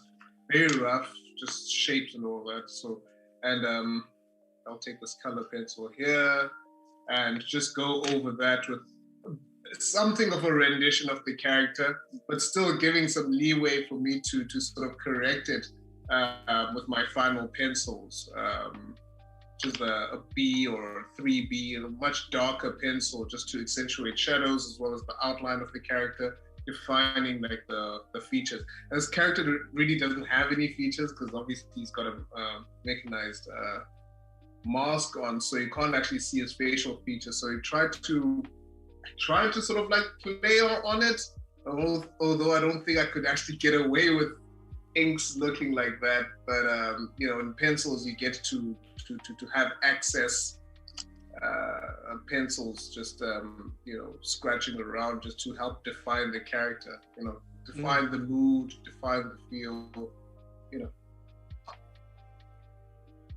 I love it. But now, okay, so can I ask another process question of you, because I think it's worth asking. So basically now when I'm looking at this over here, right? So I think what a lot of people have a problem when it comes to mecha, or rather, like armors and whatnot over there, is keeping, in 3D technical drawing, they should do isometric drawings. So to keep those, like those feels, because when you look over here, okay, so I'm pointing, but you can't see what I'm pointing at, but when you look at the shoulder pad over there, so obviously now I can see that there now it's a metal slab. It's cut into different layers of there as well. There's different planes of there. So now, do you do all of that freehand, or are you using any tools of there now to keep the angles and the perspective? So how do you do it? No, look, I think especially for a character, and the fact that the metallic armor has to sort of like be molded around his actual body, so it kind of like contours the body as opposed to having like full-on geometric shapes. So there's no real need to go all technical drawing with it. It's more about like just the feel, and eventually at the end it's just like the texture that you apply to it. You do know. I mean, like, you do know about planes, right? And then where you shift the viewpoint. So that's where for instance, this side of the might just actually raise the shadow line all the way there. Yes. No, but what, just to blot out, it's more about just like it's more of a feel. You kind of feel it out. It's not. I'm definitely not being anal about it and just trying to figure out what that shoulder pad or that shoulder armor it looks like. It's more about just getting that feel. And obviously, when you have reference and the character has existed for long enough, there's a stuff you can rely on, unless the design has been changed by the script writer for a particular episode. I mean, you just kind of go by photographic memory. I love it. Okay, so now let's ask this here now, right? So you are a creator of your entire comic verse, your own. You got the Quasi-verse. This is something, it is your brain baby, and obviously you can, just have carte blanche in terms of what's going on. So when you do characters now that are created from other universes where you may have to hold on to someone else's aesthetic, do you find that frustrating in any way, or is it just something you don't give much thought to? What happens there? Like drawing other characters? Yeah? Like drawing other characters, like for instance, Batwing that I just did now. Not at all, actually. It's a breath of fresh air to try to do what you used to do when you were a kid anyway, which is to try your hand at whether it's Cyborg, whether it's Superman, whether it's Spider-Man, and then the designs change as the episodes and the seasons go. So for me, it's doing Quasi all the time can be laborious.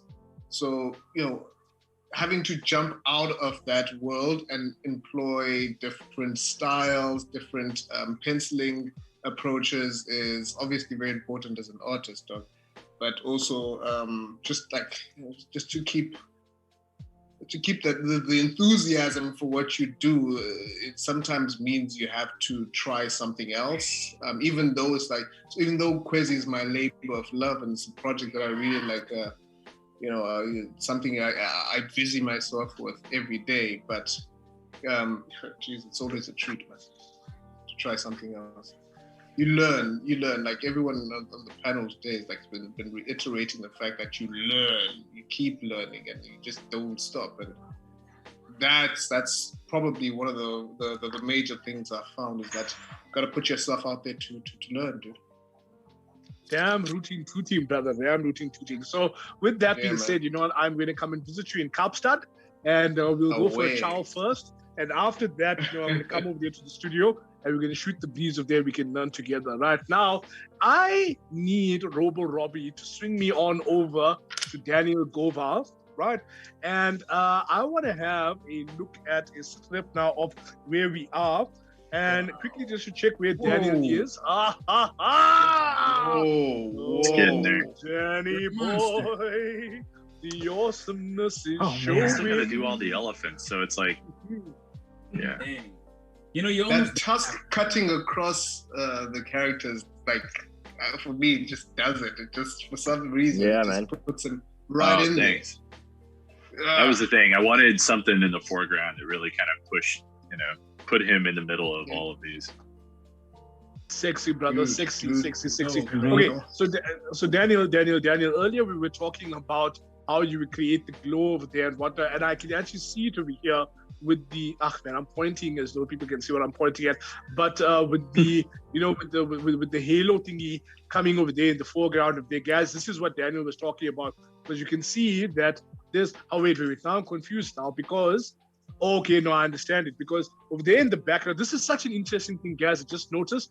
Danny, correct me if I'm wrong, but if you look at the tusks at the back, over there, I can see you did what you spoke about previously, where you have the white outline, and then on the inside, you've got the different tones of green over there.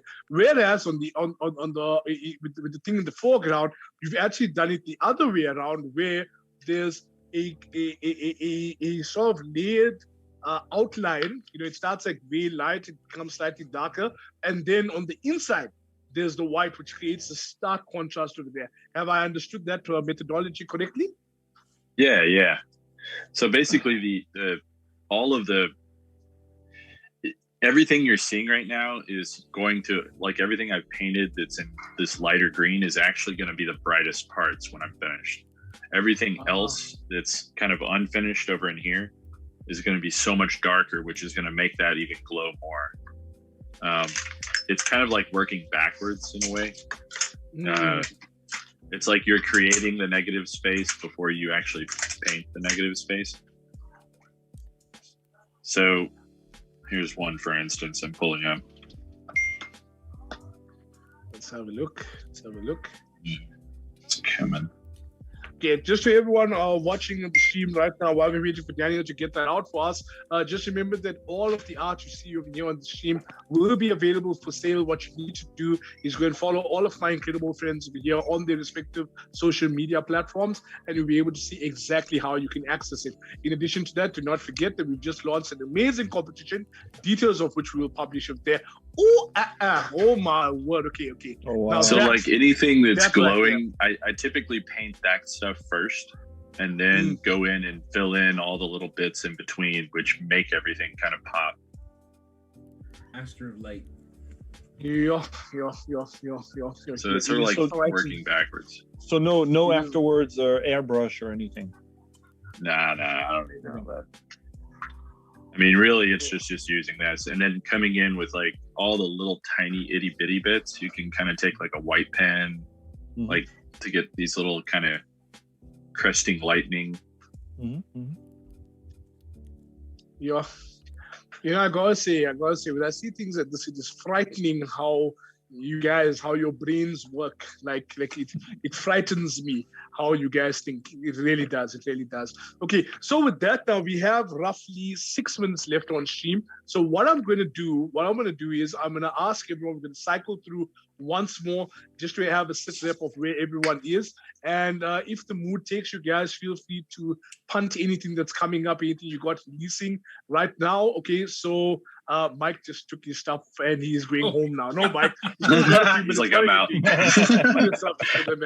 This is, gosh darn it. Okay, so Mike, lots going on with Dodge Day. You've been busy not dodging work at all. So you want to tell the guys where you are, what you're doing, and what's going on?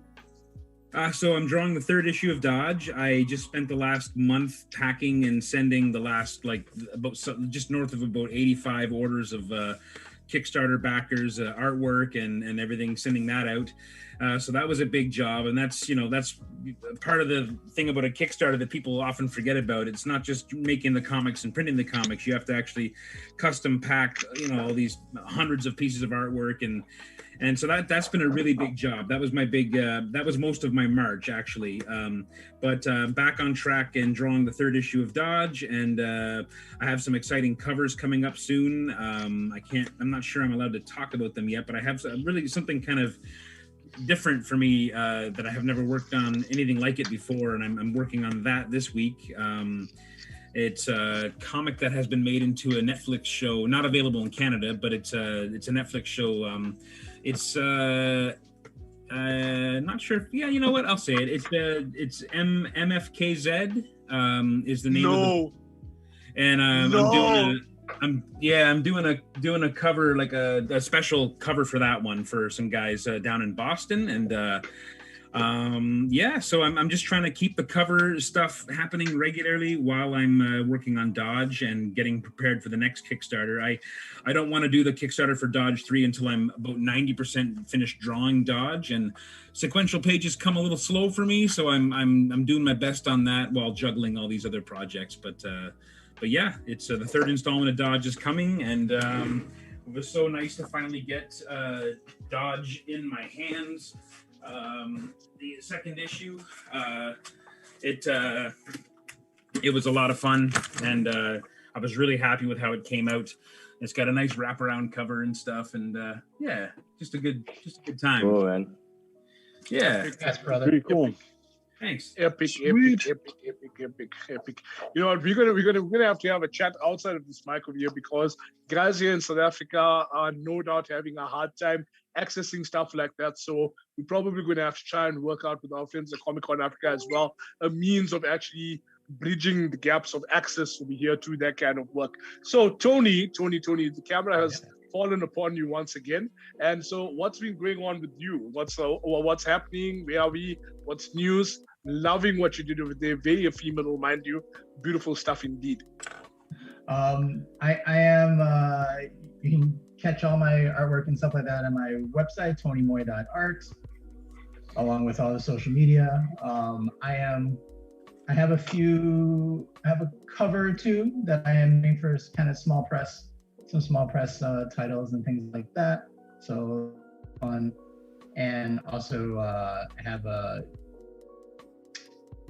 bit of like kind of a watercolor book that I'm slowly putting together. You'll see some of that pop up on the news, my feed and stuff like that. On a weird note, Fox I will News. be actually in a documentary on. Should be coming out. He's being actually serious. I'm actually. I'll be on a. They filmed a whole, but I don't know in what context. With me. Lost guy. He's lost. He's lost, guys. He's the next one.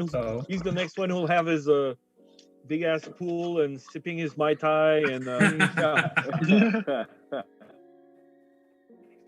Learn how to draw feet, Tony. Is key. I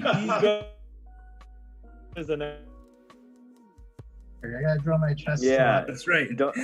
Don't go all Picasso on those chest muscles. Ooh, the shade that is being thrown here tonight. The People. last few minutes are like, yeah, not holding back. All the shade, it comes from love, right? Right? But where's this documentary going? That's a chocolate stuff there. Yeah, be measurement you can do. It'll probably be on there. This will be online. It'll probably be online somewhere, but I have no idea in what context or what the actual release date is yet. Congratulations, man. It'll be about GameStop. There's nothing to do with art. Could never happen to us again. You see, you may be cool, but you will never be Tony Moy brushing his hair back as he says. You're probably going to be on Discovery. Quite a Did you cool. You'll never capture be that? Did you cool capture again. that? Can you save that? We've got it. We're going to get Robo Robbie to make that Make it a GIF. GIF.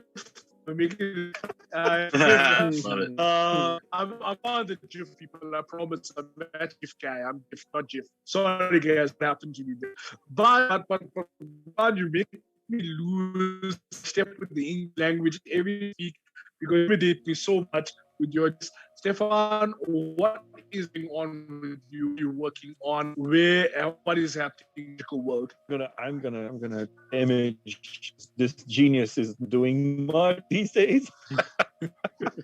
I'm doing